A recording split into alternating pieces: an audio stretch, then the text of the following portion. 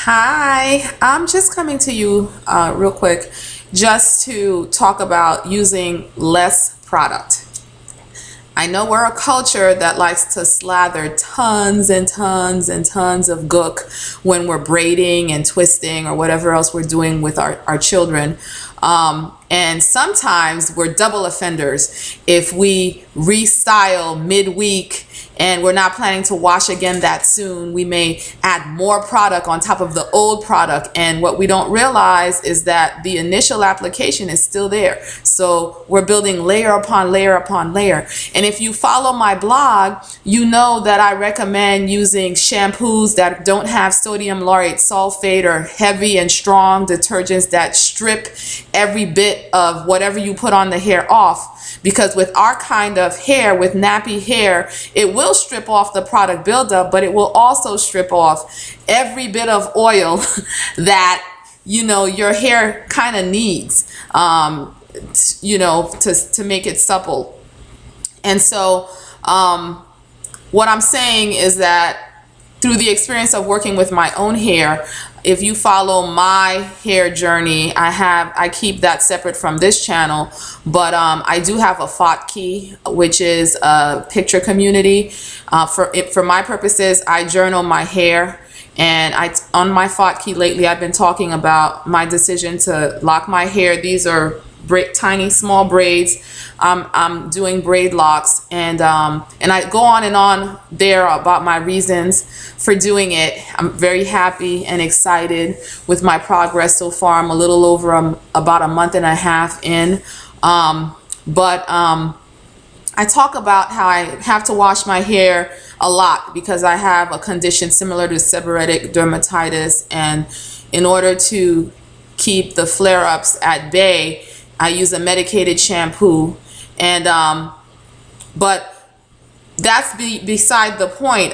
What I really learned in doing that and in trying to groom locks, which behave differently from loose hair, it's not advisable to use heavy, creamy products, thick products that can leave buildup in your locks because the hair is all intertwined together. It's not quite as easy to rinse things out, so you want to use things that are clear and light.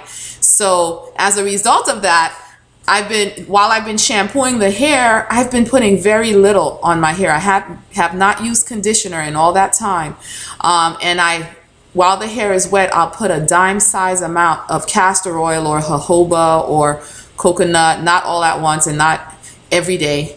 And just that dime size amount rubbed through my hand and distributed throughout my hair while it's damp has done an incredible job of making my hair the softest that it has ever been. And I had the most sheen that I've ever had. And these braids that are a month and a half in are getting I get so many compliments all the time.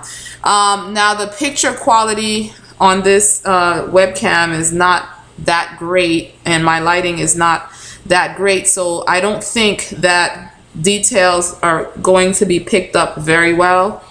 But right now I have my hair in a basket weave style.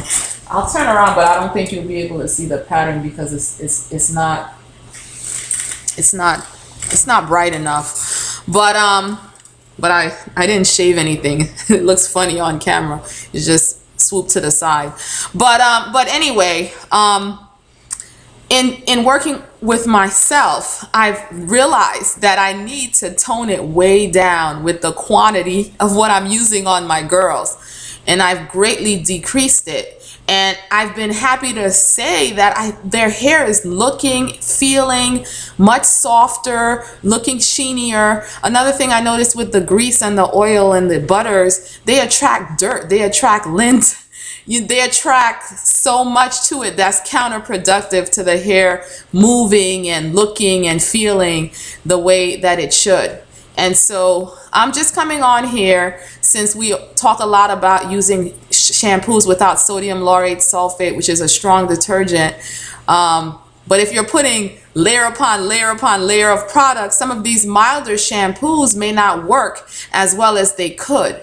And you may need to use something with sodium lauryl sulfate, or you may need to shampoo more often. And the consequence of that could be that your child's hair could be drier than it could be. So I'm just encouraging you out there to even think about reducing what you're using, even by half, and see what the results are. Because the goal is to trap the moisture on the strand, and it only takes a little bit. And if I could use a dime size amount of product on all of this hair and get the results that I'm getting, and I know my hair doesn't look especially big or thick on camera, because my braids are so small, and it kind of makes the hair compact, and my hair is fine.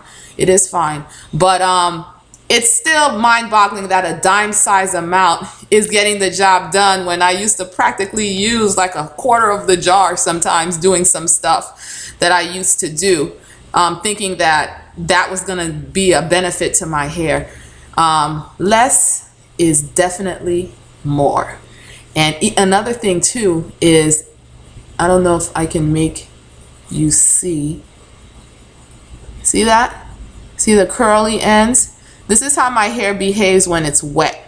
And this is the end of my braids. It's braided all the way down to the end, and the entire braid is curling up like that. And that also contributes to how short my hair is looking, because the entire braid just naturally is curling up like a corkscrew. I used to think I needed product to achieve this, but my hair never used to behave like this when it was dry with nothing in it. But then I never let there be nothing in it. So that's my point, that I'm not saying that if your child doesn't have curl, like my hair naturally has this curl pattern. I'm not saying that if your child doesn't have this curl pattern, by using less, you'll get this. But if your child does have a curl pattern going on, then I never would have thought that I would come on here and say you may have better results defining that curl pattern, or seeing it by doing less, leaving it alone, and putting as little as possible into it.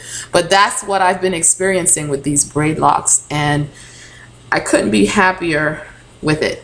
So if you're interested, you can check my Fotki out on Fotki, FOTKI.com. I am Nevergiveup on Fotki, and I will put the link in the information box down there. So thanks for watching. Be blessed.